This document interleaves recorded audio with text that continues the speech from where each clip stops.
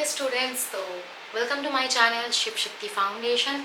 तो आज का हमारा लेक्चर होगा ग्रुप 16 को लेके। ग्रुप 16 में पहले ही कोई बकवास छोड़ के पहले ही स्टार्ट कर देते हैं। ग्रुप 16 का जो एलिमेंट्स है वो सारा हम उसका इलेक्ट्रॉनिक कॉन्फ़िगरेशन देख लेते हैं। ठीक है, तो पहले ही आ जाता है इसमें 16 में पहले ही आ जाता है ऑक्सीजन, जिसका होता है हीलियम 2s2 2p4। दिखाई दे रहा है? ठीक से दिखाई दे रहा है? ठीक से। ऑक्सीजन का helium 2s2 2p4, sulphur neon 3s2 3p4, selenium argon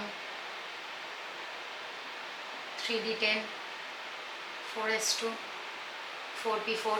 इसका वैलेंस शेल का इलेक्ट्रॉन होता है 6। ग्रुप 16 का जिसको बोला जाता है चैल्कोजेंस बोला जाता है ग्रुप 16 वाला एलिमेंट्स को। तो उसका वैलेंस शेल का इलेक्ट्रॉन होता है 6। तो यहाँ पे देख लो 4 2 6 4 2 6 4 2 6। सेलेनियम के बाद आता है क्या? सेलेनियम के बाद आता है टेलुरियम। टेलुरियम का होता है krypton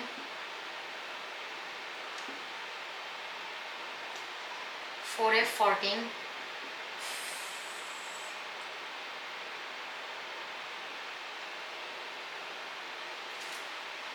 4d10 sorry, 5s2 5p4।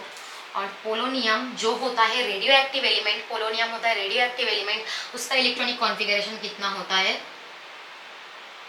Xenon 4f14 5d10 6s2 6p4। ठीक है, ये सारा इलेक्ट्रॉनिक कॉन्फ़िगरेशन देख लो। इनको बोला जाता है ग्रुप 16 एलिमेंट्स को बोला जाता है क्या? चैल्कोजेंस ग्रुप 16 वाले को बोला जाता है चैल्कोजेंस। सारा सबको इलेक्ट्रॉनिक कॉन्फ़िगरेशन देख लो। इस क्वेश्चन आ भी सकता है। ठीक है, क्वेश्चन आ सकता है कभी भी किसी का इलेक्ट्रॉनिक कॉन्फ़िगरेशन ऐसा बता दो कौन सा वाला इसका सेलेनियम का इलेक्ट्रॉनिक कॉन्फ़िगरेशन कौन सा होता है। ठीक है, छाप लो।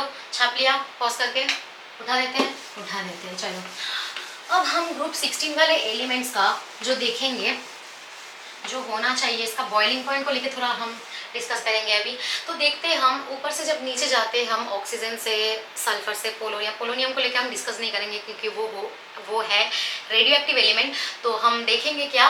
देखेंगे हम जब ऑक्सीजन से नीचे जाते हैं धीरे धीरे, तब उसका बॉइलिंग पॉइंट इंक्रीज करता है, जो जायज़ है। क्यों जायज़ है? क्योंकि molecular structure, molecular atomic structure, atomic number, atomic weight increase करता है। ठीक है, तो इसके लिए क्या होता है? इसका बॉइलिंग पॉइंट इंक्रीज होना चाहिए। लेकिन होता भी है, थोड़ा थोड़ा करके ग्रेजुअली इंक्रीज करता भी है। लेकिन जो है मेन चीज़ जो है ऑक्सीजन और सल्फर का एक्सेप्शनल थोड़ा मतलब बहुत ज़्यादा ही उसका डिफरेंस हो जाता है बॉइलिंग पॉइंट में। क्यों? क्योंकि ऑक्सीजन हो जाता है डाईएटॉमिक, और सल्फर स्टेबल स्टेट में दिखाता है S8। एटोमिसिटी इंक्रीज करने के लिए इसका बॉइलिंग पॉइंट हो जाता है हाई, बहुत हाई। करीब ऑक्सीजन का बॉइलिंग पॉइंट होता है 90 केल्विन करीब, और सल्फर का बॉइलिंग पॉइंट हो जाता है एकदम 718 केल्विन। देखो कितना डिफरेंस है। बाकी का जब देखोगे तब उतना, किसी का 813, किसी का 858 56 ऐसा करके बॉइलिंग पॉइंट का इंक्रीज होता है। मॉलिकुलर वेट इंक्रीज करने से और एटॉमिक वेट इंक्रीज करने से बॉइलिंग पॉइंट इंक्रीज करता है। लेकिन ऑक्सीजन और सल्फर में क्या होता है? ऑक्सीजन O2 डाईएटॉमिक होता है, डाईएटॉमिक स्टेबल होता है, डाईएटॉमिक स्टेट में रहता है। और S8 सल्फर का ये होता है पॉलीएटॉमिक। सो एटोमिसिटी, अगर कोई पूछे कि क्यों इतना क्यों डिफरेंस आता है, तो बोलना एटोमिसिटी इंक्रीज करने से इसका बॉइलिंग पॉइंट में इतना ज़्यादा डिफरेंस आता है। तो ये हो गया। अब यहाँ पे आ जाएंगे हम हाइड्राइड्स को लेके थोड़ा बात करेंगे। चैल्कोजेन एलिमेंट्स का हाइड्राइड्स, जैसे H2O, S2O, ठीक है, ACO, AC2O, ठीक है, ये सब हाइब्रिड्स को लेके बात करेंगे। सॉरी, तो क्या आएगा यहाँ पे? SH2 मतलब H2S, H2O, ठीक है। तो यहाँ पे जब बात करेंगे H2O, H2S, H2AC, H2T। तब इनका जब ऑर्डर देखेंगे हम, क्या ऑर्डर, किसका ऑर्डर देखेंगे, इसका जब हम देखेंगे थर्मल स्टेबिलिटी का ऑर्डर, तो थर्मल स्टेबिलिटी क्या होना चाहिए, डिक्रीज करना चाहिए, क्योंकि ऑर्बिटल मिसमैच, जहाँ पे हाइड्रोजन का साइज होता है स्मॉल, टेलुरियम का साइज होता है लार्ज, तो ऑर्बिटल मिसमैच होने से थर्मल स्टेबिलिटी इसका क्या होता है, जब हम ग्रुप के ऊपर से नीचे जाते हैं हाइड्राइड स्ट्रक्चर में, चैल्कोजेन एलिमेंट्स का हाइड्राइड स्ट्रक्चर में, तब क्या होता है, थर्मल स्टेबिलिटी इनका डिक्रीज कर जाता है। थर्मल स्टेबिलिटी अगर हम पूछें, थर्मल स्टेबिलिटी क्या होता है, डिक्रीज करता है, मतलब सबसे ज़्यादा थर्मल स्टेबल ये है, फिर ये, फिर ये, फिर ये, थर्मल स्टेबिलिटी क्या इसका डिक्रीज कर जाता है। अब वही सेम चीज़ क्या हम देखेंगे यहाँ पे, थर्मल स्टेबिलिटी छोड़ के अभी हम जाएंगे क्या रिड्यूसिंग प्रॉपर्टी में। अब हम जब जाएंगे रिड्यूसिंग प्रॉपर्टी, देखो अच्छे से हाइड्राइड वाले चैल्कोजेंस की हाइड्राइड में जब जाएंगे तब देखो H2O, H2S, H2Se, H2T, ठीक है। अब ऊपर से जब नीचे जाएंगे oxygen, sulphur, selenium, tellurium, polonium को हम नहीं डिस्कस करेंगे, पहले ही बोल दिए। तो यहाँ पे भी ऑर्बिटल मिसमैच के लिए हाइड्राइड डोनेशन अच्छे से होगा, ऑर्बिटल मिसमैच के लिए हाइड्राइड डोनेशन अच्छे से होगा। जब जितना ज़्यादा डोनेट करेगा तो रिड्यूसिंग प्रॉपर्टी भी उतना ही एनहेंस्ड होगा। तो ऊपर से नीचे जाने तक reducing character increases, reducing character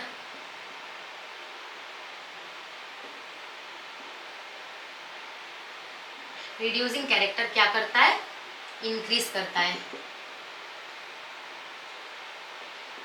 ऊपर से जब नीचे जाता है कॉलम वाइज, तब चैल्कोजेंस का जो हाइड्राइज होता है उसका रिड्यूसिंग कैरेक्टर इंक्रीज करते हैं। अब ये देखने के बाद हम देखेंगे थोड़ा क्या, रिड्यूसिंग प्रॉपर्टी हो गया। अब एसिडिटी का जब ऑर्डर पूछेगा कोई, एसिडिटी का ऑर्डर पूछेगा कोई, तब भी वो क्या होगा, ऑक्साइड से जब हम चैल्कोजेन का ऑक्साइड से लेके सल्फर, सेलेनियम, टेलुरियम तक जाएंगे, तब क्या होगा, तब भी ऑर्बिटल का मिसमैच होने की वजह से क्या होगा, हाइड्राइड आयन अच्छे से डोनेट कर देगा, तब एसिडिटी भी इंक्रीज होना चाहिए। थर्मल स्टेबिलिटी क्या होगा, थर्मल स्टेबिलिटी ऑर्बिटल मिसमैच होने के लिए ऊपर से जब नीचे जाएंगे हाइड्राइड में चैल्कोजेन का, तब थर्मल स्टेबिलिटी डिक्रीज हो जाएगा। ठीक है, ये हो गया हाइड्राइड पार्ट। अब यहाँ पे आएगा ऑक्साइड वाला पार्ट। ये चैल्कोजेन एलिमेंट्स ऑक्साइड भी फॉर्म करेगा, कौन सा ऑक्साइड, EO2, EO3, क्या क्या फॉर्म करेगा, EO2 एंड EO3। देख लेते हैं कैसा फॉर्म करेगा, EO2 एंड EO3। मतलब अब EO2 के अंदर क्या आता है, अब E होता है चैल्कोजेन एलिमेंट, मतलब यहाँ पे आएगा क्या, SO2, ACO2, इसको लेके बात करेंगे TO2। ठीक है, अब यहाँ पे जब हम देखेंगे ना SO2, अब यहाँ पे थोड़ा बहुत चीज़ थोड़ा डिस्कस करना, मतलब डिस्कस करने का चीज़ क्या है, मैं बताऊँ, थोड़ा पॉइंट करके इसको अच्छे से लिख लो। इसका फेज से बहुत क्वेश्चन आता है कॉम्पिटिटिव एग्जाम में, मतलब इसका कौन सा वाला फेज में स्टेबल होता है। जैसा जब हम देखेंगे SO2 गैसियस फेज में रहता है, ठीक है, गैसियस फेज में SO2 स्टेबल होता है। जब ACO2 को देखेंगे तो ACO2 का फेज होता है सॉलिड फेज। ACO2 क्या फेज में रहता है, ACO2 सॉलिड फेज में रहता है। तो क्या हम इसको लिख लेंगे, इसका EO2 फॉर्मेशन होता है, EO3 फॉर्मेशन होता है। धीरे धीरे सबका सब कुछ बताएंगे, सबका स्टेट भी इंपॉर्टेंट है। क्या होगा, SO2 कौन सा वाला स्टेट में रहता है, SO2 रहता है गैसियस स्टेट में। और कोई पूछेगा अगर ACO2 तो ये कौन सा वाला स्टेट में रहता है, ये रहता है सॉलिड स्टेट में। ACO2 सॉलिड स्टेट में स्टेबल स्ट्रक्चर फॉर्म करता है, स्टेबल स्ट्रक्चर में स्टेबिलिटी उसका सॉलिड स्ट्रक्चर में होता है। ठीक है, अब कोई पूछेगा reducing property,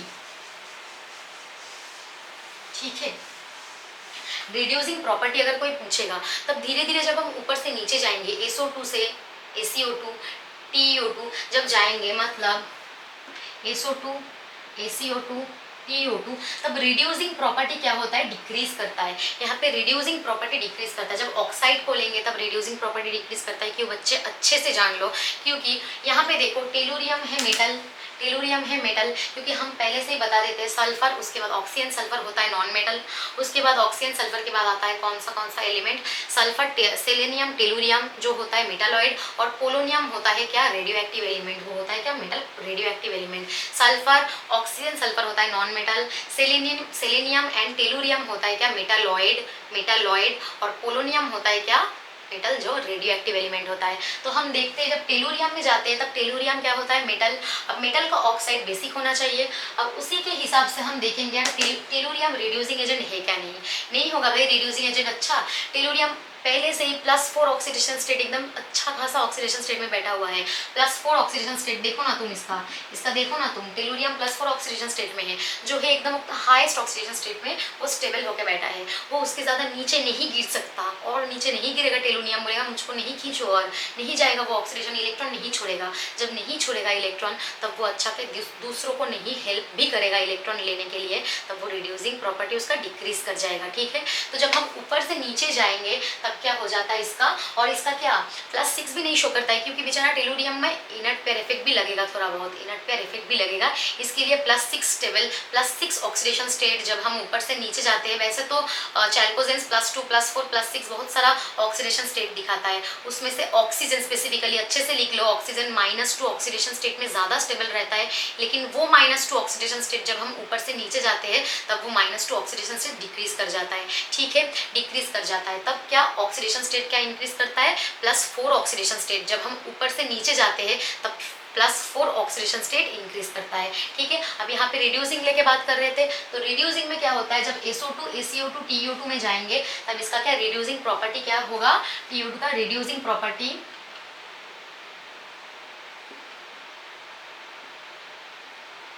decreases, reducing property decrease करता है। रिड्यूसिंग प्रॉपर्टी बच्चे डिक्रीज करता है, अच्छे से लिख लो। ठीक है,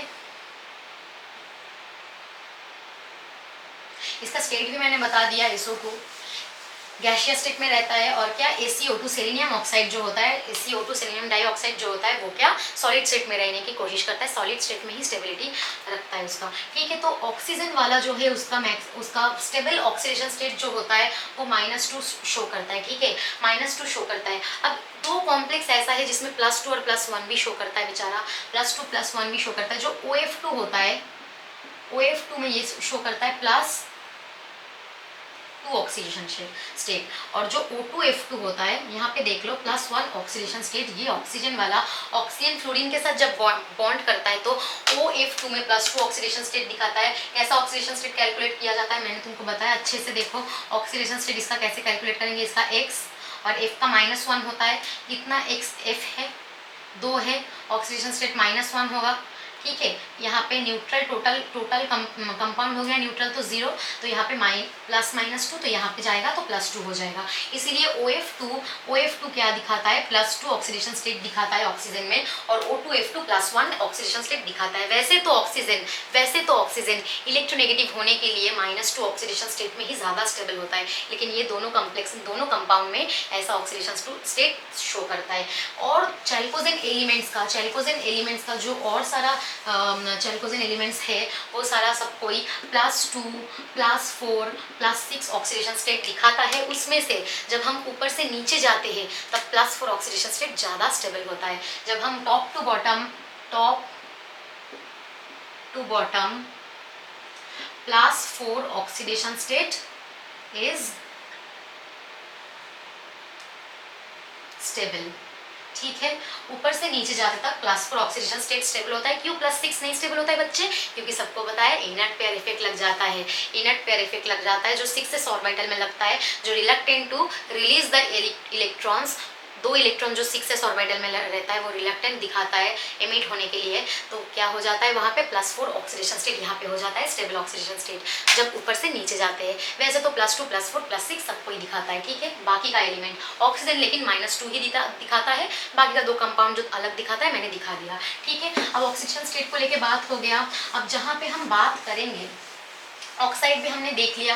ठीक है, ऑक्साइड भी हमने देख लिया, EO2 फॉर्म करता है, फिर ये SO3 भी फॉर्म करता है, SO3 भी फॉर्म करता है, जो एसिडिक इन नेचर भी होता है, जिसका रिएक्शन हम बाद में देखेंगे। तो सबको SO3 वाला जो सल्फर का जो मतलब ऑक्साइड वाला होता है ना, ऑक्साइड का जो फॉर्मेशन होता है, तो वो सारा सबको ही चैल्कोजेन का जो O3 वाला फॉर्मेशन करता है, ट्राई ऑक्साइड, सबको ही एसिडिक नेचर ही दिखाता है। लेकिन यहाँ पे बात आ जाता है ऑक्साइड के बाद हैलाइड। अब ऑक्साइड के बाद जो बात आता है किसी का, वो होता है क्या, हैलाइड फॉर्मेशन। अब हैलाइड में क्या होता है बच्चे, हैलाइड तो फॉर्म करते हैं, हैलाइड फॉर्म भी करते हैं क्या, EX2 EX4 और EX6, E यहाँ पे होता है चैल्कोजेन एलिमेंट्स, X यहाँ पे हो जाएगा सब कोई halogen halide ion, specially halide ion. तो ये क्या हो जाता है, ऐसा ऐसा कम्प्लेक्स फॉर्म कर सकता है, कंपाउंड फॉर्म कर सकता है। यहाँ पे एग्जाम्पल के दौर से हम देख लेंगे EX4 और EX6 को देखेंगे। पहले हम देखेंगे सब कोई हैलाइड जो होता है, सब कोई चैल्कोजेन का जो हैलाइड्स होता है, हेक्सा हैलाइड्स को पहले देखेंगे हम, क्योंकि हेक्सा हैलाइड्स में थोड़ा बहुत मजेदार चीज आता है। क्या आता है मजेदार चीज, हेक्सा हैलाइड्स में सबसे स्टेबल होता है क्या, SF6। SF6 क्यों भाई, SF6 क्यों स्टेबल होता है, SF6 का स्ट्रक्चर हो जाता है सिमेट्रिकल स्ट्रक्चर, देखना एकदम ऑक्टाहेड्रल स्ट्रक्चर फॉर्म करेगा। तो जो हेक्सा हैलाइड्स का, जो हेक्सा हैलाइड्स में सबसे स्टेबल, हेक्सा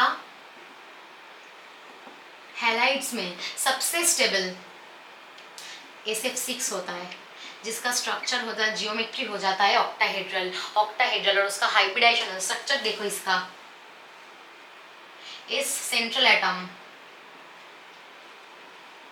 कॉर्नर में F F F F F और F। तो ये स्ट्रक्चर ना होता है सिमेट्रिकल स्ट्रक्चर, और due to the steric factor, steric factor क्यों बोल रहे हैं, due to the steric factor ये स्ट्रक्चर हो जाता है स्टेबल स्ट्रक्चर। सब कोई देख लो ये, ठीक है। इसका हाइब्रिडाइजेशन भी क्या हो जाता है, इसका हाइब्रिडाइजेशन हो जाता है sp3d2, इसका हाइब्रिडाइजेशन हो जाता है sp3d2। फिलहाल तो हाइब्रिडाइजेशन तुम लोग को थोड़ा बहुत समझ में आएगा कि नहीं मुझे नहीं पता, क्योंकि 11 तो सब ऐसे ही बोले, मैं फूक फूक के बिता दिया सब कोई।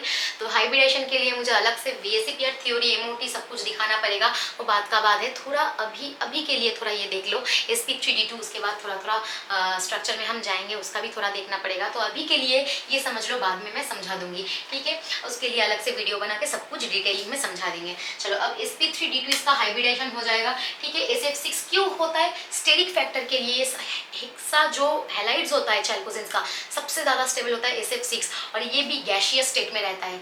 SF6 भी, इसका जो स्टेट होता है SF6 का, ये भी क्या होता है, लिख लो SF6, दिखाई दे रहा है इसमें, SF6 क्या है, गैशियस स्टेट में रहता है, गैशियस स्टेट में रहता है SF6 भी, ठीक है। तो इसके स्टेरिक फैक्टर क्या, मतलब ये जो सिमेट्रिकल स्ट्रक्चर देख रहे हैं, यहाँ पे इक्वेटोरियल एक्शियल, यहाँ पे भी इक्वेटोरियल एक्शियल आता है। जो ऑक्टाहेड्रल का सिमेट्रिकल फ्लोरीन का जो डिस्ट्रीब्यूशन हो गया, ये क्या करता है, दूसरा कोई कंपाउंड उसमें अटैक करने के लिए 10 बार सोचेगा, अटैक नहीं कर पाएगा, क्योंकि फ्लोरीन है इलेक्ट्रोनेगेटिव, ठीक है। साइज उसका स्मॉल है, सही है, उसके साथ सल्फर का बॉन्डिंग भी बहुत स्ट्रॉन्ग से वो बाइंड करके रखता है। तो कोई भी आके यहाँ पे अटैक ज़्यादा अच्छे से नहीं कर पाता है, बहुत स्टेबल स्ट्रक्चर होता है ये, ठीक है। अब फ्लोराइड का जो स्टेबिलिटी का ऑर्डर होता है, कोई भी फ्लोराइड का जो चैल्कोजेन के साथ जो फ्लोराइड फॉर्मेशन करेगा, ठीक है, उसका ऑर्डर हमेशा होगा F-, सबके लिए, सब फ्लोराइड, सब चैल्कोजेन फ्लोराइड का, फ्लोराइड मतलब सब चैल्कोजेन हैलाइड्स का जो स्टेबिलिटी का ऑर्डर होगा, वो होगा F-, Cl-, उसके बाद Br-, उसके बाद आयोडाइड माइनस, ठीक है। ये होगा स्टेबिलिटी ऑर्डर, ये होगा क्या, स्टेबिलिटी ऑर्डर। स्टेबिलिटी ऑर्डर किसका, स्टेबिलिटी ऑर्डर क्या होगा, चैल्कोजेन हैलाइड का, चैल्कोजेन हैलाइड का, चैल्कोजेन हैलाइड फॉर्मेशन करने का जो स्टेबिलिटी ऑर्डर होगा, वो होगा क्या बच्चे, F- पहले, उसके बाद Cl, उसके बाद Br, उसके बाद I-, ठीक है। ये हो गया स्टेबिलिटी ऑर्डर। अब SF6 होने के बाद गैशियस स्टेट में बता दिया, इसके बाद हम आएंगे SF4 में। SF4 में आएंगे मतलब X मतलब EX4 में आएंगे, सॉरी EX4, जहाँ पे E होगा चैल्कोजेन एलिमेंट और X होगा क्या, एलिमेंट्स, और X होगा क्या, हैलाइड्स होगा। तो अब बच्चे देख लो, यहाँ पे SF4 जब होगा, जब हम SF4 ले लेंगे, तब SF4 का सब कुछ छाप लो। यहाँ पे मैं बताने का कुछ ऐसा वैसा चीज़ नहीं है, ये चीज़ इंपॉर्टेंट है नीट जी मेंस के लिए। सिंगल क्वेश्चन अगर दे दे इसका कौन सा वाला स्ट्रक्चर स्टेबल होगा, तो ये होगा, अच्छे से देख लेना। SF4 किस कौन सा वाला स्टेबल में रहता है, SF4 रहता है गैस में स्टेबल होता है। इसके बाद ACF4 जो होता है, ये होता है इसका फ्लोराइड जो होता है ACF4 का, ये होता है क्या, लिक्विड में स्टेबल होता है। और जो होता है TeF4, ये अच्छे से देख लो, ये बहुत इंपॉर्टेंट है, ये होता है सॉलिड, ठीक है। गैस, SF4 गैस में रहता है, ACF4 रहता है क्या, लिक्विड में, और TeF4 टेलुरियम टेट्राफ्लोराइड जो होता है, टेलुरियम टेट्राफ्लोराइड, वो सॉलिड स्टेट में ज़्यादा स्टेबल होता है। अच्छे से इसको छाप लो, फिर इसका हम दिखाएंगे स्ट्रक्चर, जियोमेट्री और इसका हाइब्रिडाइजेशन, ठीक है। स्ट्रक्चर, जियोमेट्री, हाइब्रिडेशन, ये स्टेबिलिटी इसमें दिखाता है, ठीक है। ये हम दिखते हैं कंपाउंड। अब इसके बाद जो आ जाएगा SF4 का स्ट्रक्चर देखेंगे हम। फिलहाल तो थोड़ा बहुत मैं दिखा देती हूँ VSEPR का, जैसे हम प्रेडिक्ट नहीं करते, VSEPR थ्योरी जो है उसके हिसाब से जो हमने ऐसा एक मतलब कॉमन एक फॉर्मूला लगाया, थोड़ा बहुत फॉर्मूला लगा के जो आता है सबको, सब थोड़ा बहुत जानते हैं, सबको ही ये जानता है, सबको ही सिखाता भी टीचर लोग ऑनलाइन में ऑफलाइन में सबको ही। तो देख लो ये कैसे होता है। SF4 पकड़ लो, SF4। अब इसका स्ट्रक्चर हाइब्रिडेशन कैसे हम देखेंगे। अब जिसका हाइब्रिडेशन निकालेंगे, सेंट्रल एटम पहले ढूंढेंगे। यहाँ पे सेंट्रल कौन है, सल्फर। अब सल्फर का वैलेंसी देखेंगे, सल्फर का वैलेंस इलेक्ट्रॉन देखेंगे। वैलेंस इलेक्ट्रॉन, वैलेंसी नहीं, वैलेंस इलेक्ट्रॉन। सल्फर क्या है, 16 ग्रुप का है, वैलेंस इलेक्ट्रॉन कितना होगा, 6। तो पहले ले लेंगे इसका 6 प्लस दे देंगे। उसके बाद देंगे कितना मोनोवैलेंट एटम उसके साथ जुड़ा हुआ है, कितना मोनोवैलेंट। फ्लोरीन भाई वैलेंसी कितना है भाई, -1। कितना वैलेंसी है, 1 होता है, ठीक है। तो ये क्या होगा, फ्लोरीन का, फ्लोराइड आयन का 4 है मोनोवैलेंट एटम। तो 4 मोनोवैलेंट एटम को इसमें, हाँ। तो ये जो स्ट्रक्चर दिखा रही थी मैं, क्या हो गया। तो सल्फर का वैलेंस इलेक्ट्रॉन है 6। उसके बाद जो मोनोवैलेंट एटम है उसको प्लस करेंगे, डिवाइडेड बाई 2 करेंगे। तो जो 5 नंबर आ गया, इसके हिसाब से हम देखेंगे जियोमेट्री और शेप। जियोमेट्री जो होता है, जियोमेट्री में हम लोन पेयर बॉन्ड पेयर दोनों को ही लेते हैं। थोड़ा बहुत दिमाग में नहीं घुसेगा, धीरे धीरे जब हम कुछ और लेक्चर में जाएंगे, जब VSC पेयर थ्योरी MOD में, तब समझ में आ जाएगा थोड़ा बहुत। अभी फिलहाल के लिए ये थोड़ा देख लो। अब यहाँ पे 5 देखेंगे कैसे, इसका हाइब्रिडेशन कैसा आएगा। अब देखो, अगर मैं लिख लूँ यहाँ पे इसका हाइब्रिडेशन sp3d, तो देखो इसके ऊपर कुछ नहीं है, मतलब 1 है, 3 1 4, और डी के ऊपर कुछ नहीं है, मतलब 1 5, 3 1 4 1 5, ये 5 का ही दिखा था, ये 5, ठीक है। मतलब इसका हाइब्रिडेशन आ जाएगा क्या, sp3d। SF4 का हाइब्रिडेशन आ जाएगा क्या, sp3d। अब इसका क्या हो जाएगा, जियोमेट्री एंड शेप आ जाएगा, जियोमेट्री एंड शेप आ जाएगा। तो इसका जियोमेट्री, जब इसका टोटल नंबर आ रहा है 5, जब इसका नंबर आ रहा है, तो यहाँ से हम देखेंगे इसका जियोमेट्री। 5 जब आएगा तो लोन पेयर बॉन्ड पेयर सब कुछ मिला के हम जियोमेट्री देखते हैं। और हम जब देखते हैं शेप, तो शेप में हम एक्सक्लूड किसको करते हैं, लोन पेयर को एक्सक्लूड कर देते हैं, सिर्फ बॉन्ड पेयर को लेते हैं। तो जियोमेट्री देखेंगे फिलहाल। SF4 का जियोमेट्री क्या होगा, ट्राइगोनल बाई पिरामिडल। SF4 का होगा क्या, ट्राइगोनल बाई पिरामिडल। यहाँ पे एक फ्लोरीन, यहाँ पे एक फ्लोरीन, और दोनों फ्लोरीन क्या, एक्सियल पोजीशन में रहेगा। कॉर्नर में दो फ्लोरीन एक्सियल पोजीशन में, और इक्वेटोरियल पोजीशन में एक लोन पेयर रह जाएगा। तो इसके लिए इसका जियोमेट्री हो जाएगा, क्या हो जाएगा, TBP, जो जिसका फुल फॉर्म है, अच्छे से लिख लो, यहाँ पे मैं नहीं लिखूंगी बार बार, ट्राइगोनल बाई पिरामिडल। और इसका जो शेप आ जाएगा, शेप होगा क्या बच्चे, शेप आ जाएगा। यहाँ पे एक लोन पेयर होने से इसको हम डिस्कार्ड कर देंगे, लोन पेयर को हम एक्सक्लूड कर देंगे, इंक्लूड नहीं करेंगे शेप में, सिर्फ हम बॉन्ड पेयर देखेंगे। जब TBP स्ट्रक्चर के अंदर 4 ऐसे सिंगल बॉन्ड पेयर रहे और एक लोन पेयर रहे, लोन पेयर को हम नहीं देखेंगे। इसके हिसाब से इसका शेप होगा सी-सॉ शेप, ठीक है, CSAW शेप्ड। ये क्या होगा, इसका शेप होगा सीसॉ, ठीक है। और जियोमेट्री होगा TBP, मतलब ट्राइगोनल बाइपिरामिडल। और इसका हाइब्रिडेशन क्या हो जाएगा, sp3d। कैसे आ गया, मैंने बता दिया, ठीक है। अब SF4 का हो गया, चलो सबको SF4 देख लिया हम लोग। SF6 का स्ट्रक्चर, ये सारा सब कुछ देख लिए। अब इसके बाद देखेंगे सल्फर का ना, सल्फर थोड़ा बहुत क्या दिखाता है, ये थोड़ा मतलब हम लोग क्या जानते हैं, मेटल ऑक्साइड्स हमेशा बेसिक इन नेचर होता है, और नॉन मेटल क्या होता है, नॉन मेटल के साथ जो ऑक्साइड फॉर्मेशन होता है वो एसिडिक इन नेचर होता है।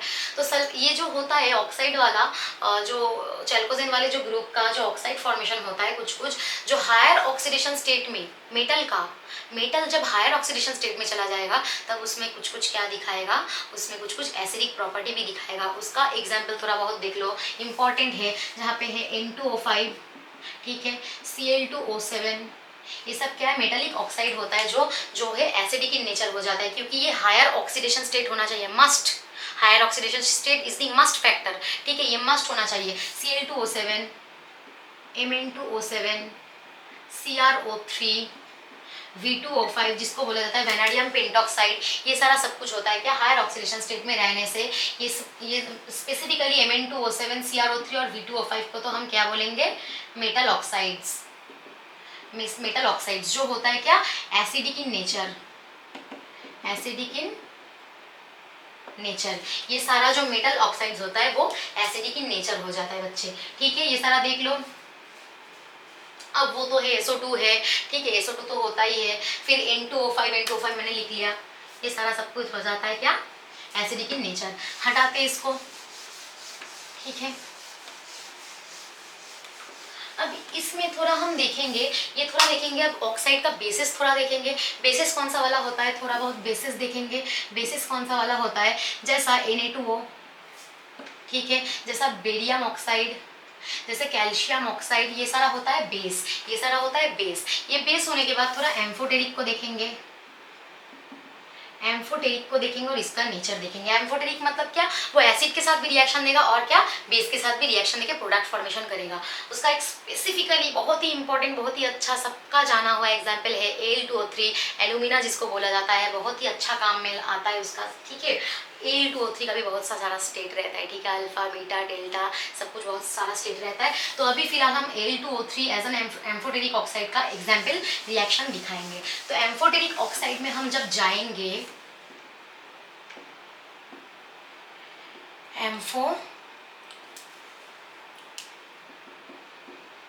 एम्फोटेरिक में जब जाएंगे तब आएगा बेस्ट एग्जाम Al2O3। अब इसमें हम जब दे देंगे HCl in presence of water, तब क्या फॉर्म होगा बच्चे। मैं बैलेंसिंग फिर से बोल रही हूँ, बैलेंसिंग नहीं करूंगी, बैलेंसिंग खुद से घर में अच्छे से कर लेना, तुम्हारा भी प्रैक्टिस हो जाएगा, सही है। तो ठीक है, फिर देख लेते हैं।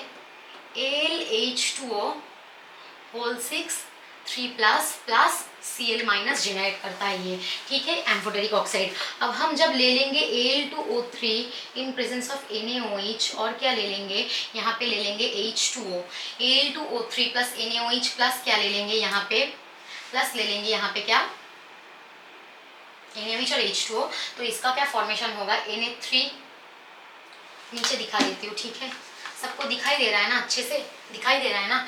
तो इसका प्रोडक्ट फॉर्मेशन नीचे दिखा रही हूँ, Na3Al होल 6 जो होता है क्या, एक्वस सोल्यूशन मिलता है, Na3Al होल 6, Na3Al होल 6, अच्छे से पॉज करके छाप लो इसे। ये होता है कि एम्फोटेरिक ऑक्साइड्स का, एम्फोटेरिक ऑक्साइड्स का रिएक्शन होता है जो एसिड के प्रेजेंस और बेस के प्रेजेंस में भी रिएक्शन देता है, प्रोडक्ट फॉर्म करता है, ठीक है, देख लिया। अब कुछ न्यूट्रल ऑक्साइड्स भी फॉर्म करता होगा, और न्यूट्रल ऑक्साइड भी तो है बहुत सारा, मैंने दिखाई जरा न्यूट्रल ऑक्साइड। न्यूट्रल ऑक्साइड का एग्जाम्पल कुछ है, न्यूट्रल ऑक्साइड्स है, पूछ सकता है कौन सा वाला न्यूट्रल है इनमें से। न्यूट्रल ऑक्साइड जैसा हो गया NO, H2O, N2O, CO, ये सारा सब कोई हो गया क्या, न्यूट्रल ऑक्साइड्स। ये सारा हो गया क्या, न्यूट्रल ऑक्साइड, ना बेस ना एसिड, सब हो गया क्या, न्यूट्रल। pH क्या, न्यूट्रल का 7, pH न्यूट्रल का 7, सब कुछ देख लिया। चलो अब थोड़ा हम तो ये सब हैलाइड वगैरह और सब CO2 NO2 सब कुछ देख लिया। अब आएंगे हम यहाँ पे थोड़ा बहुत इंपॉर्टेंट चीज़ जो हम बहुत सांस लेने के लिए ज़रूरत होता है, क्या, O2 ऑक्सीजन फॉर्मेशन। तो O2 में आएंगे अभी हम। O2 का फॉर्मेशन कैसा होता है बच्चे, जल्दी जल्दी करेंगे, बहुत सारा रिएक्शन है। O2 का फॉर्मेशन होता है किसी भी अगर क्लोरेट्स को, नाइट्रेट्स को और किसी भी परमैंगनेट को अगर हम हीट कर दे तो डायरेक्ट फॉर्मेशन हो जाएगा बच्चे ऑक्सीजन का। एक एग्जाम्पल देख लेते हैं, चलो, KClO3 को अगर हम MnO2 के प्रेजेंस में हीट कर दे तो क्या बन जाएगा, KCl बन जाएगा प्लस बन जाएगा O2। इंपॉर्टेंट रिएक्शन है, KClO3 को अगर हम हीट कर दे इन प्रेजेंस ऑफ MnO2 बन जाएगा KCl एंड ऑक्सीजन। ये हो गया। अब कुछ मेटल ऑक्साइड्स है जिनको भी हीट करने से बन जाता है O2, मेटल ऑक्साइड्स को भी हीट करने से बन जाता है बच्चे O2। जैसे पकड़ लो Ag2O, जैसे पकड़ लो तुम AgO, इसको अगर तुम हीट कर दोगे,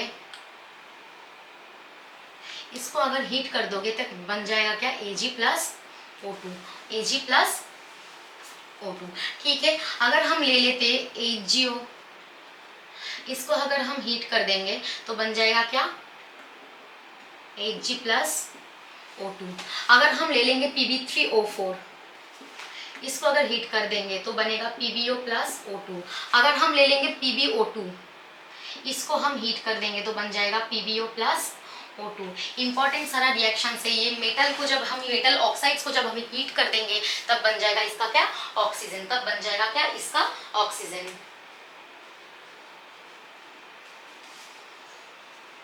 ठीक है बच्चे, देख लिया इसको। हटाए। अब देखो और एक इम्पॉर्टेंट रिएक्शन है जो क्या है H2O2, हाइड्रोजन परऑक्साइड, बहुत ही इंपॉर्टेंट चीज़ है। H2O2 को अगर हम हीट कर दे तो भी जनरेशन हो जाएगा क्या, तो भी जनरेशन हो जाएगा क्या, H2O लिक्विड और क्या ऑक्सीजन का जनरेशन हो जाएगा। बहुत ही इंपॉर्टेंट है। और लैब में तो वैसे ही हम प्रिपरेशन करते ही है, वाटर का इलेक्ट्रोलिसिस कर लेते हैं, एनोड में ऑक्सीजन का डिपोजिशन हो जाता है। वो भी इंपॉर्टेंट रिएक्शन हो जो लैब प्रिपरेशन में ज़्यादातर लगता है। ठीक है, ये सारा हो जाए, हो गया, इसको हटाते हैं। अब नॉन मेटल के साथ भी कुछ रिएक्शन दिखाता है, कुछ नॉन मेटल्स के साथ भी ऑक्सीजन रिएक्शन दिखाता है। ये सारा भी चीज़ इंपॉर्टेंट है। जैसा पकड़ लो, जैसे कैल्शियम के साथ अगर रिएक्शन दिखा दिया, कैल्शियम के साथ अगर नॉन मेटल्स के साथ रिएक्शन दिखाए, कुछ नॉन मेटल मेटल सब कुछ आएगा इसमें। ठीक है, कैल्शियम के साथ O2 का रिएक्शन में CaO। ठीक है, अब यहाँ पे पकड़ लो कार्बन के साथ O2 का रिएक्शन में, सबको पता है क्या फॉर्म होगा, CO2। अब पकड़ लो SO2 के साथ O2 का रिएक्शन होगा in presence of V2O5, vanadium pentoxide, heat देने से बन जाएगा क्या, SO3 बन जाएगा। SO2 में अगर O2 डालेंगे in presence of vanadium pentoxide तो SO3 बन जाएगा। ये इंपॉर्टेंट सारा कुछ बहुत, ये इसका क्या नॉन मेटल का कुछ रिएक्शंस है। ठीक है, फिर पहला क्लास में तो पिछला क्लास में मैंने दिखाया, ऐसा भी होता है कि P4 के साथ भी, पिछला क्लास में दिखाया था, हीट देने से हो जाता है P4O10। ये सारा सब कुछ क्या रिएक्शन थोड़ा लिख लो, हो गया। अब इसका यूजेस देखेंगे, O2 का थोड़ा यूजेस देखेंगे। क्या होता है, ये क्या होता है, ऑक्सी एसिटिलीन वेल्डिंग में काम आता है, ऑक्सी एसिटिलीन वेल्डिंग में काम आता है, ऑक्सी एसिटिलीन वेल्डिंग में बच्चे काम आता है। या फिर और इसका क्या है, तुम जब हॉस्पिटल में गैस सिलेंडर में ऑक्सीजन सांस लेने में, रेस्पिरेशन कंबशन में, ऐसा कुछ चीज में काम आता है, रेस्पिरेशन में,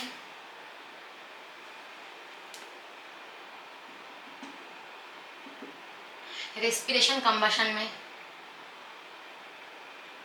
काम आता है। ठीक है, और फ्यूल कंबशन में भी काम आता है, फ्यूल का कंबशन में भी काम आ जाता है ऑक्सीजन का। ये सारा सब कुछ चीज ऑक्सीजन का यूसेज के अंदर पड़ता है। ठीक है, oxy acetylene welding high temperature में होता है, लेकिन ये सब कुछ हमें रेस्पिरेशन में, हॉस्पिटल में ऑक्सीजन सिलेंडर, सांस लेने में ऑक्सीजन तो लगता है, ये सबको पता है। ठीक है, तो ये हो गया ऑक्सीजन का यूसेज।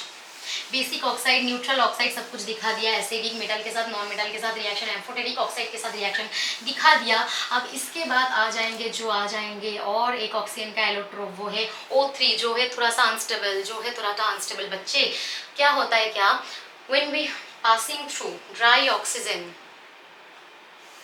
बाय इलेक्ट्रिकल डिस्चार्ज, ठीक है, इलेक्ट्रिकल डिस्चार्ज तक O3 का जनरेशन होता है। By passing dry O2 through electrical discharge, by passing dry O2 through electrical discharge O3 का जनरेशन होता है बच्चे। वो भी होता है 10% तक O3 का जनरेशन होता है। नॉर्मल तो O3 इतना रिएक्टिव होता है, नॉर्मल हम सी लेवल में उसको दिखाई नहीं देता है O3 सी लेवल में, तो उसके लिए एकदम सी लेवल से 20 किलोमीटर ऊपर हमको देखना पड़ेगा। 20 किलोमीटर ऊपर एटमॉस्फेरिक O2 जब सनलाइट के साथ रिएक्शन करेगी फिर O3 का जनरेशन करता है, जो हमको क्या यूवी प्रोटेक्शन से बचाता है, यूवी प्रोटेक्शन के लिए मतलब O3 को लगता है। तो O3 का नॉर्मल रिएक्शन होता है क्या, O2 को ही इलेक्ट्रिकल डिस्चार्ज, मैंने बताया इलेक्ट्रिकल डिस्चार्ज होने से O3 पड़ता है, बट उसका कॉन्सेंट्रेशन भी होता है क्या, 10% होता है, 10% होता है। वो O2 आयोनाइजर, O3 आयोनाइजर ऐसा कुछ होता है जिसके साथ रिएक्शन, जिसके ऊपर पास करके इसका O3 का कॉन्सेंट्रेशन बढ़ाया जा सकता है।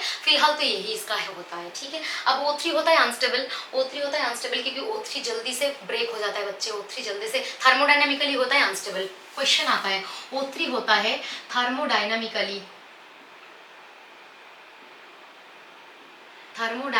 क्या होता है बच्चे, अनस्टेबल। तो जब लेकिन क्योंकि डिसोसिएट होता है O2 में, अब O2 हो जाता है स्टेबल, क्योंकि इसका थर्मोडायनामिकली स्टेबल हो जाता है, क्योंकि इसका डेल जी वैल्यू, O2 का डेल जी वैल्यू होता है नेगेटिव। अब O2 का डेल एज वैल्यू भी होता है नेगेटिव, और इसका जो एंट्रोपी चेंज है बच्चे डेल एस, वो हो जाता है क्या, पॉजिटिव। अच्छे से छाप लो, O2 का डेलेस जो होता है पॉजिटिव, O3 होता है थर्मोडायनामिकली, O3 होता है थर्मोडायनामिकली बच्चे अनस्टेबल, जो टूट के O2 जनरेशन करता है और O2 हो जाता है थर्मोडायनामिकली स्टेबल, जिसका डेल G उसको बोलते हैं गिब्स फ्री एनर्जी चेंज, जो आता है नेगेटिव, जो स्पॉन्टेनियस होता है रिएक्शन, और उसके बाद जो होता है एंथैल्पी चेंज वो भी नेगेटिव आता है और एंट्रोपी चेंज पॉजिटिव आता है O2 के लिए, ठीक है। और O2 एक चीज अच्छे से याद रखना, O2 होता है पैरामैग्नेटिक इन नेचर। अब जब हम MOT theory, molecular orbital theory देखेंगे बाद में, तब पता चलेगा कैसे करके हम पहचान पाएंगे कौन सा होगा डायमैग्नेटिक, कौन होगा पैरामैग्नेटिक। फिलहाल के लिए जान लो O2 होता है पैरामैग्नेटिक इन नेचर, ठीक है। अब इसे पूछ ले, ठीक है। थोड़ा बहुत हिंदी और बंगाली मिक्सचर हो जाएगा भाई, थोड़ा समझ लेना, ठीक है। समझ तो आ रहा है सबको, ऐसा तो है नहीं कि समझ में थोड़ा भी नहीं आ रहा है, समझ तो सबको आ रहा है। इतना तो पढ़ाई तुम लोग कर लिए हो, इतना तो दिमाग तुम में है, ठीक है। अब हो गया क्या क्या दिखा दिया यहाँ पे O3 का, ये होता है स्टेबिलिटी का ऑर्डर। अब O3 है ना, कुछ रिएक्शन दिखाता है, O3 बहुत सारा रिएक्शन दिखाता है। O3 का कुछ रिएक्शन हम पार्ट वाइज देख लेंगे, O3 को बीच में रख के ऐसे, ठीक है। O3 का रिएक्शन देखेंगे, O3 बहुत सारा रिएक्शन देता है, उसका बहुत क्षमता है बेचारा, बहुत तेजी है, बहुत क्षमता है, ऐसा देख लेंगे। सबको दिखाई दे रहा है थोड़ा बहुत तो सबको ही दिखाई दे रहा है। अब O3 क्या करेगा, O3 मेटल के साथ जब यहाँ पे तुम Ag दे देना, ये क्या फॉर्म कर देगा मेटल के साथ, AgO बना देगा। क्या बना देगा, Ag2O बना देगा। अब इसके ऊपर तुम दे देना क्या, Ag दे देना, ये क्या फॉर्म कर देगा, Ag दे देने से ये फॉर्म कर देगा क्या, Ag लिक्विड होता है, ठीक है। ये क्या फॉर्म कर देगा, Ag2 फॉर्म कर देगा बच्चे, Ag2O जो होता है क्या टेलिंग, Ag2O टेलिंग। मतलब Ag होता है क्या, Ag ग्लिटरी होता है, मतलब उसका सरफेस बहुत मतलब एकदम चमकता है, ठीक है। अब Ag2O क्या होता है, उसका सरफेस में कवर एक डार्क, एक मतलब डल कलर का एक कवर दे देता है Ag2O, जिसका डिस्टिंग्विश करने के लिए, मतलब O3 का डिटेक्शन के लिए हम Ag डालते हैं, लिक्विड Ag, तब Ag2O का फॉर्मेशन हो जाता है, जो Ag का ग्लोइंग सरफेस है उसको डल सरफेस में कन्वर्ट कर देता है। तो ये होता है क्या, इसका एक डिटेक्शन का, O3 डिटेक्शन का रिएक्शन। अब Ag देने से Ag2O बन जाता है। अब यहाँ पे तुम अगर दे दो यहाँ पे फॉस्फोरस के साथ H2O, P4 के साथ फॉस्फोरस, तो ये फॉस्फोरस ही होगा, उसके साथ अगर तुमने दे दिया H2O तो बन जाएगा यहाँ पे क्या, H3PO4। पिछला क्लास में बताया था मैंने, ये होता है क्या, ऑर्थोफॉस्फोरिक एसिड। अब इसके साथ अगर हमने दे दिया I2 plus H2O, I2 plus, अच्छे से लिख लूँ थोड़ा, ये सारा सब कोई देख लिया, इतना तक रिएक्शन तो देख ही लिया, छाप लिया सब कोई। हटा दे इसको, पॉज करके लिख दो, हटाए, चलो पॉज कर लो, लिख लो, हटाओ, हटाते हैं। रिएक्शन बहुत है बच्चे, उतना नहीं हम खड़े तो रह सकते, ठीक है।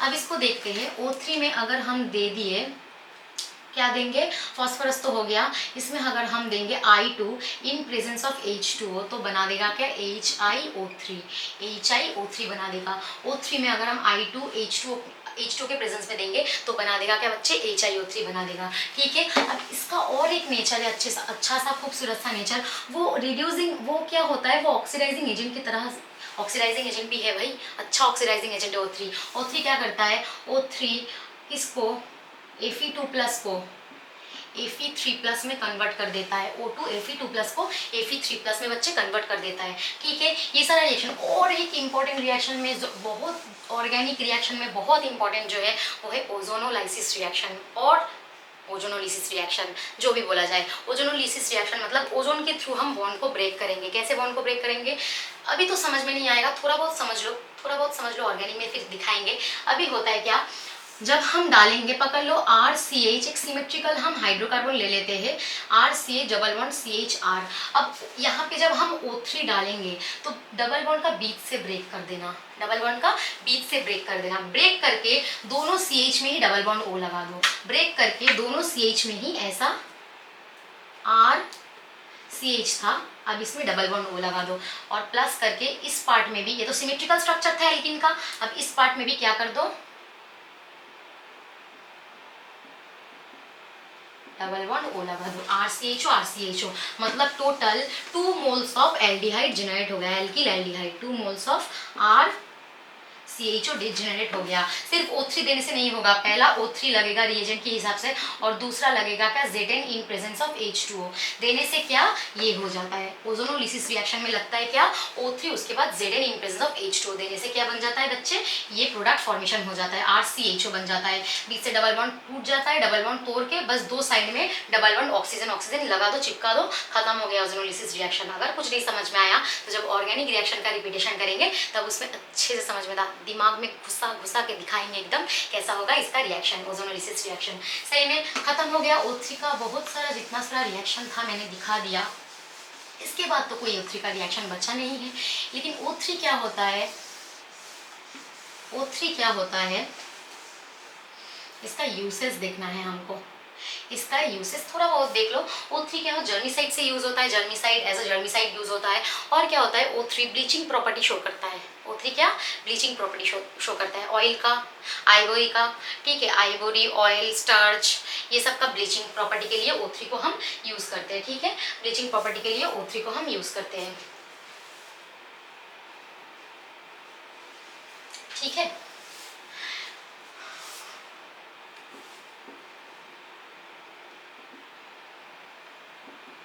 आइवरी, ऑयल, फ्लावर, ठीक है, और क्या आ गया, स्टार्च,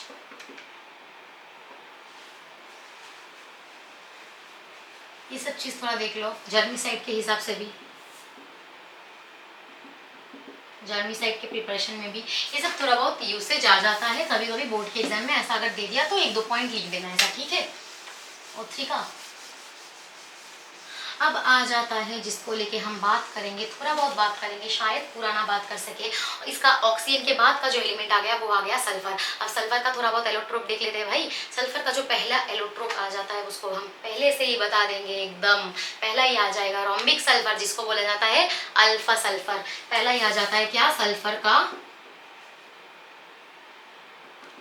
रोम्बिक सल्फर, जिसको बोला जाता है क्या, अल्फा सल्फर भी, अल्फा सल्फर भी। अब इसको कैसे बनाते हैं भाई, रोम्बिक सल्फर को कैसे बनाते हैं। अब रोम्बिक सल्फर बनता है बच्चे जब हम रोल सल्फर, पता है रोल सल्फर के कैसे समझाओ, अब फिलहाल यही समझ लो। रोल सल्फर को जब हम डिजोल्व करते हैं, रोल सल्फर को जब हम डिजोल्व करते हैं CS2 में, डिजोल्व करके जब हम उसको हीट देते हैं जब हम उसको करीब करीब रोल सल्फर को जब हम CS2 में डिजोल्व करके हीट देते हैं तब क्या बन जाता है, तब बन जाता है क्या, रोम्बिक सल्फर, या फिर जिसको बोला जाता है अल्फा सल्फर, जिसको बोला जाता है अल्फा सल्फर, ठीक है। रोल सल्फर को हम CS2 में डिजोल्व करके यहाँ पे हीट दे देते हैं तब बन जाता है क्या, अल्फा सल्फर। अब ये क्या होता है, अल्फा सल्फर, अल्फा एस लिख रही हूँ अल्फा सल्फर को। अल्फा सल्फर क्या होता है, H2 है, H2O में डिजोल्व नहीं होता है, सिर्फ वो डिजोल्व होता है CS2 में, डिजोल्व होता है CS2 में, क्या होता है, डिजोल्व होता है ये, ठीक है, H2O में डिजोल्व नहीं होता है अल्फा सल्फर। अब इसके बाद जो आ गया है रोम्बिक सल्फर के बाद जो आ गया है वो आता है मोनोक्लिनिक सल्फर, जो आता है क्या, मोनोक्लिनिक सल्फर। सल्फर का एलोट्रोप बता रहे हैं हम, ठीक है, सल्फर का रोम्बिक हो गया है, अब आ गया है क्या, मोनोक्लिनिक सल्फर, जिसको बोला जाता है बीटा सल्फर, ठीक है, जिसको बोला जाता है बीटा सल्फर। अब ये कैसा बनता है मोनोक्लिनिक सल्फर, रोम्बिक सल्फर को मेल्ट करते हैं हम एक डिश में रख के। रोम्बिक सल्फर को जब हम मेल्ट करते हैं डिश में रख के, मेल्ट करने के बाद उसको कूल करते हैं, कूल करने के बाद जब जब तब तक कूल करते हैं जब तक ना क्रस्ट फॉर्म हो जाए। क्रस्ट फॉर्म होने के बाद उसमें 2 छेद करते हैं, छेद से हम जो अंदर का थोड़ा बहुत लिक्विड है उसको बाहर निकालते हैं। निकालने के बाद निडल लाइक एक शेप आता है जो कलरलेस होता है, कलरलेस होता है जो निडल लाइक शेप होता है, उसको बोला जाता है बच्चे बीटा सल्फर, जिसको बोला जाता है बीटा सल्फर, और उसको बोला जाता है मोनोक्लिनिक सल्फर भी, उसको बोला जाता है क्या, मोनोक्लिनिक सल्फर। तो हम क्या करते हैं, फिर से मैं रिपीट कर रही हूँ, हम करते हैं क्या, रोम्बिक सल्फर को मेल्ट करते हैं एक डिस्क में लेके, तब तक मेल्ट करते हैं जब तक ना कूल करते, मेल्ट करके कूल करते हैं, जब तब तक कूल करते हैं जब तक ना उसका क्रस्ट फॉर्म हो जाए।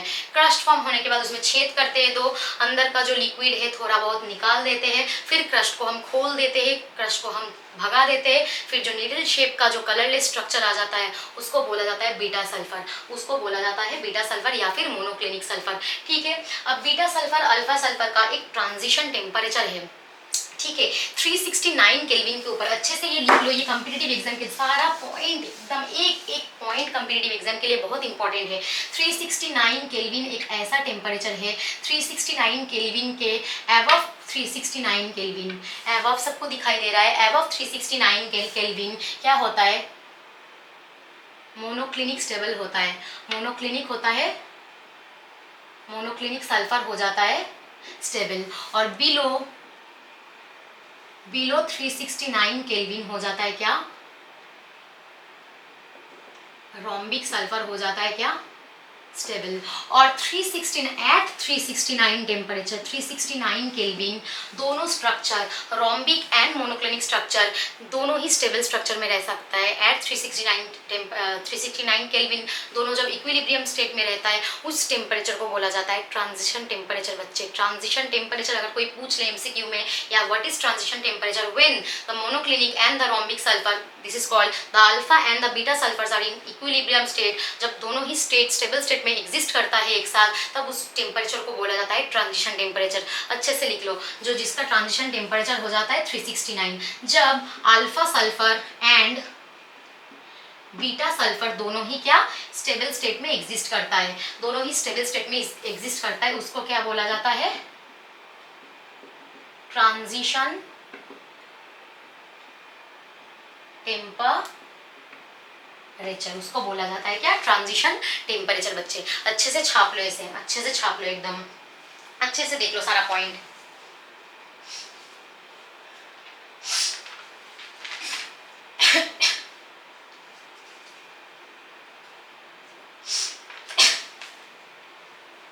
हो गया, सब कोई देख लिया, पूछे हटाए, हटा दिया, चलो।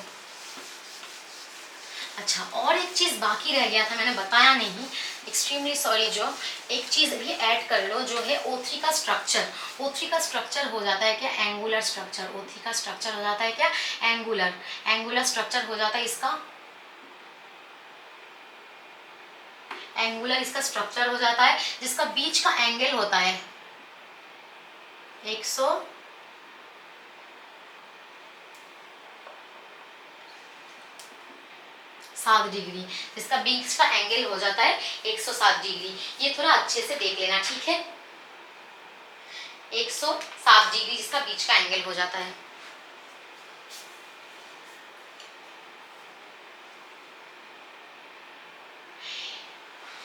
लोन पेयर का स्ट्रक्चर यहाँ पे देख लेना, 3 है,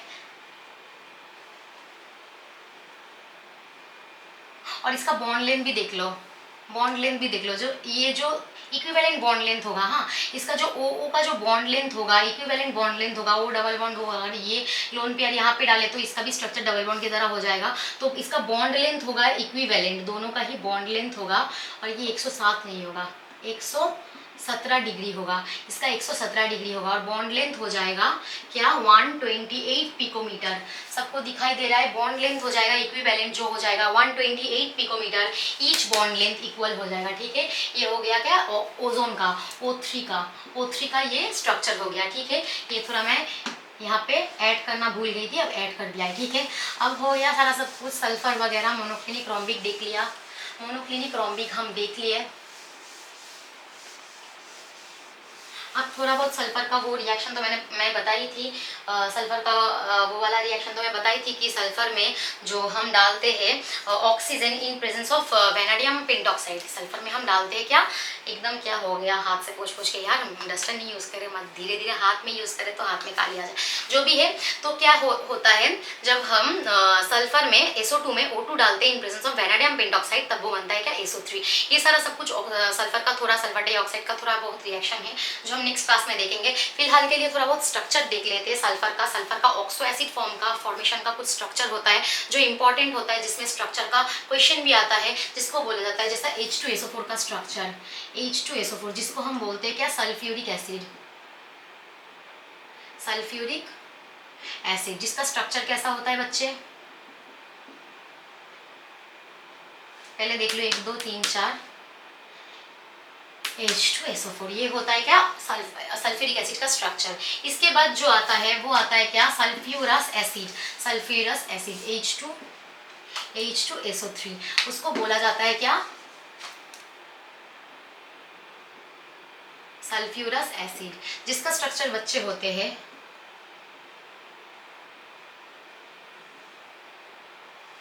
H2SO3, H2SO3,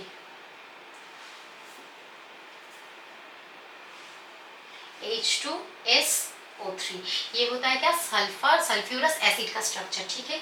H2SO3 होता है सल्फ्यूरस एसिड का स्ट्रक्चर, देख लिया इसे।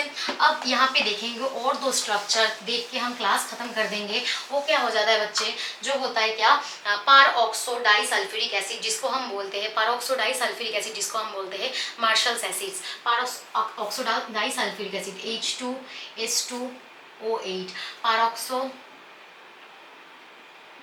डाई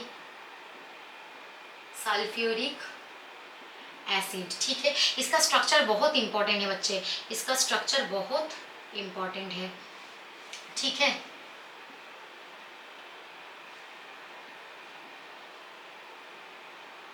H2S2 1 2 3 4 5 6, इसका स्ट्रक्चर होता है, ये पारोक्साइड लिंकेज होता है, ये होता है पारोक्साइड लिंकेज, ठीक है। ये होता है पारोक्साइड, ओ डबल 2 ऑक्सीजन बीच में रहने से इसको बोला जाता है पारोक्साइड लिंकेज। तो ये होता है क्या, पारोक्सो डाइसल्फ्यूरिक एसिड, इसको बोला जाता है क्या, मार्शल्स एसिड भी, मार्शल्स एसिड, ठीक है, Marshall's acid H2S2O8, peroxo disulphuric acid S2, एक बार देख लो 1 2 3 4 5 6 7 8, H2S2O8 हो गया। अब हो गया क्या, पायरोसल्फ्यूरिक एसिड, जिसको हम बोलते हैं ओलियम, जो हम क्लास 10 में भी पढ़ चुके हैं शायद, ठीक है। H2S2O7, सेम स्ट्रक्चर है, बस बीच में 2 ऑक्सीजन ना होके क्या होता है, H2S2O7, जिसको हम बोलते हैं ओलियम भी, ओलियम, और इसको बोला जाता है क्या, पायरोसल्फ्यूरिक एसिड,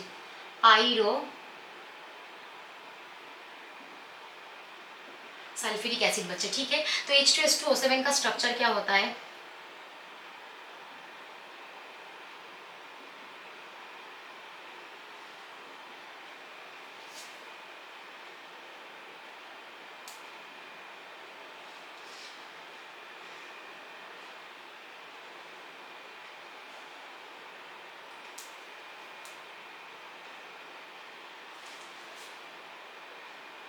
एक 2 3 4 5 6 7,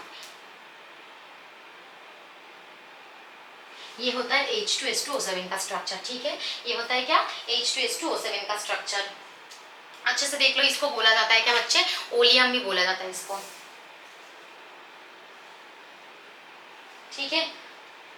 देख लिया सब कुछ, हो गया, उठा देते हैं। अब ओलियम हो गया, पारोक्सो डाइसल्फ्यूरिक एसिड, पायरोसल्फ्यूरिक एसिड हो गया। अब एक एसिड बाकी रह गया, वो होता है कैरोस एसिड, कैरोस एसिड, जिसका स्ट्रक्चर H2SO5, SO5, स्ट्रक्चर बहुत इंपॉर्टेंट है, यहाँ से स्ट्रक्चर बहुत इंपॉर्टेंट है। कैसा होगा, S double bond O H2S 1 2 3 4 H2SO5,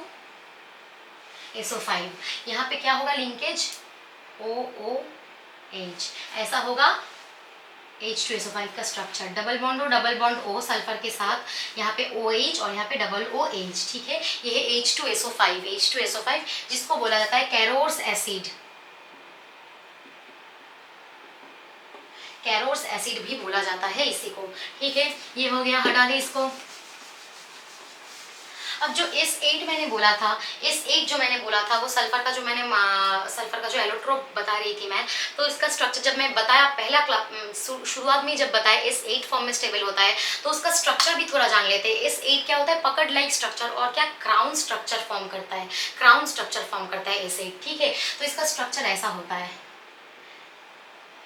अब हर एक कॉर्नर पे sulphur sulphur sulphur sulphur sulphur sulphur, कितना हो गया 1 2 3, यहाँ पे भी सल्फर, यहाँ पे भी सल्फर, क्या हो गया 1 2 3 4 5 6 7 8। ये होता है क्या, क्राउन स्ट्रक्चर, पकड़ बोला जाता है और क्राउन शेप बोला जाता है, जहाँ पे एस एस एस का एंगल होता है 107 डिग्री। ठीक है, यहाँ पे एस एस एस का एंगल होता है 107 डिग्री, और जो ओजोन होता है वहाँ पे ओ ओ का एंगल होता है 117 डिग्री, और ईच बॉन्ड लेंथ होता है ओजोन में 128 पिकोमीटर। ठीक है, अब ये हो जाता है क्या, पकड़ स्ट्रक्चर या फिर S8 का, ये है S8 का स्ट्रक्चर। S8 का स्ट्रक्चर जो होता है पकड़ लाइक और फिर क्राउन स्ट्रक्चर, जो क्राउन पहनते हैं वैसा स्ट्रक्चर देता है S8। ठीक है, अब देखा गया है S8 के अलावा भी S6 से लेके S20 तक सिंथेसिस हो चुका है। S6 से लेके S20 तक सिंथेसिस हो चुका है, मतलब हम S6 भी हमको मिल सकता है और S20 भी हमको मिल सकता है, सिंथेसिस हो चुका है। तो हम एक देख लेते हैं उसमें से S का वैल्यू, ये सल्फर का जो सिंथेसिस होता है S6 से लेके 20 तक सिंथेसिस होता है, मिलता है हमको S6 S20 ऐसा। उसमें से S6 साइक्लो S6, अगर इसका स्ट्रक्चर कभी भी दे दिया तो इसका स्ट्रक्चर हो जाता है क्या, चेयर फॉर्म करता है, ये चेयर, जैसा साइक्लोहेक्सेन होता है ना, साइक्लोहेक्सेन होता है C6H12 साइक्लोहेक्सेन होता है, वो भी चेयर फॉर्म करता है। वैसा भी ये साइक्लो S6 भी चेयर फॉर्मेशन करता है। उसका चेयर फॉर्मेशन थोड़ा देख ले, साइक्लो S6 का चेयर फॉर्मेशन हम लोग देख ले थोड़ा। अगर किसी को ड्रॉ नहीं, मैं ड्राइंग में बहुत घटिया हूँ स्टूडेंट्स, मैं ड्राइंग में बहुत घटिया हूँ। ठीक है, थोड़ा समझ लेना।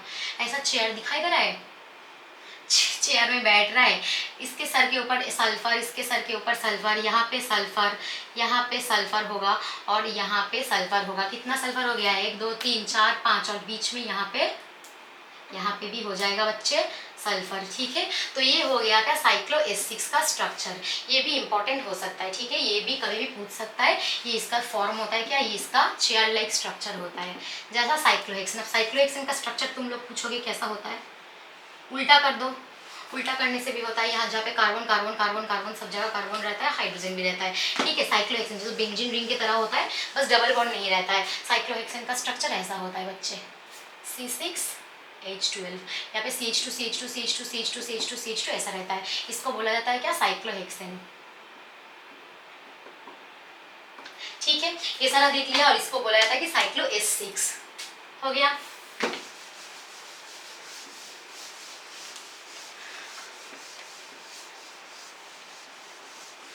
आज का क्लास में तो यही देखना चाहिए हमको, यही जो हम कर लिए। ठीक है, अब बाकी का क्लास में सल्फर का जितना सारा थोड़ा बहुत रिएक्शन, जितना रिएक्शन बाकी है सब बाकी का क्लास में करके एकदम 16 खत्म करके हम जाएंगे धीरे धीरे 17 में। 17 के बाद अच्छा करके खत्म करेंगे। उसके बाद हम लेके आएंगे जेईई मेंस एडवांस, और क्या थोड़ा नीट का क्वेश्चन, नीट का नहीं मैक्सिमम नीट का क्वेश्चन, जेईई मेंस का क्वेश्चन मैक्सिमम, सब क्वेश्चन लेके कॉम्पिटिटिव एग्जाम का क्वेश्चन लेके हम आएंगे बहुत ही जल्दी। तब तक के लिए चैनल को ज़रूर देखना, सब्सक्राइब करना। बोलना तो अच्छा नहीं लगता यार सब्सक्राइब करना, अच्छा अगर पढ़ाई लगे तो कर देना। ठीक है, तब तक के लिए बाय, स्वस्थ रहो, ख्याल रखो अपना, खुद का, मम्मी पापा का। बाय बाय, नमस्ते।